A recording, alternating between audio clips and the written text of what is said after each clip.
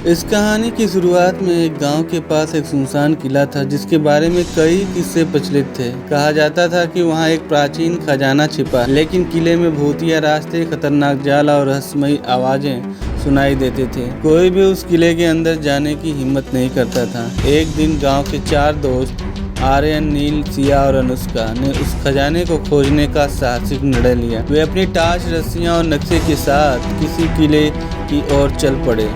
जब वे किले के पास पहुंचे तो देखा कि किले का दरवाज़ा टूटा हुआ था और अंदर अंधेरा पसरा हुआ था। आर्यन ने कहा, यहीं से हमें अंदर जाना होगा, लेकिन सब लोग सावधान रहें। जैसे ही वे अंदर पहुंचे, उन्हें ठंड और सिहरन का एहसास हुआ।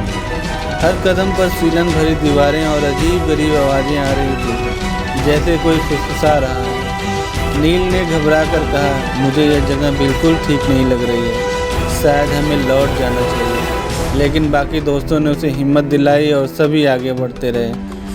थोड़ी दूर जाने पर उन्होंने एक पुरानी सीढ़ी देखी जो अंधेरे में कहीं नीचे जा रही थी। ये सीढ़ियाँ उतरते गए और तभी अचानक सिया का पैर फिसल गया और वो एक गहरे गड्ढे में गिरने से बाल बचे। उन्होंने जल्द से सिया को खींचकर ऊपर किया और समझ गए कि वहाँ हर कदम पर खतरा है। नीचे पहुँचते ही उन्होंने एक बड़ी धूल से भरा कमरा देखा, जैसे दीवारों पर अजीब चित्र बने हुए थे। तभी एक छाया अचानक उनके सामने आई। उसकी आंखें लाल रंग की थी और वह अजीब उस आवाज़ में बोला, तुम्हें यहाँ नहीं आना चाहिए था। ये खजाना मेरे साथ दफन हो चुका है। वापस लौट जाओ, वरना तुम्हारी भी यही अंजाम होगा।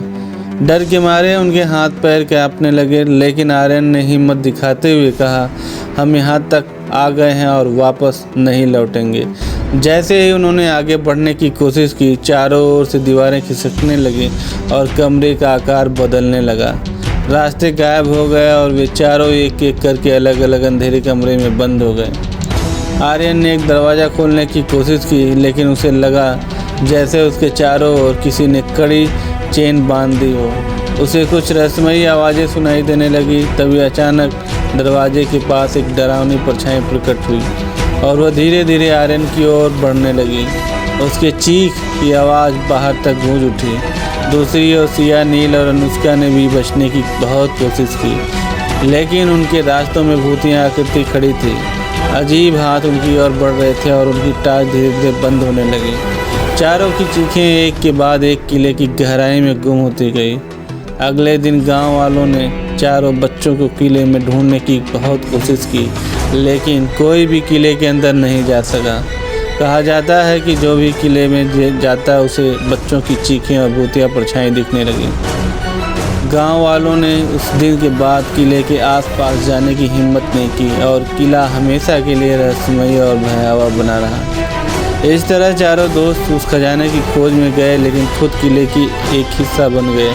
उनके साहसिक सफ़र का अंत भयानक और रहस्यमयी ढंग से हुआ और उनका राज हमेशा के लिए किले की अंधेरी दीवारों में छिपा रह गया।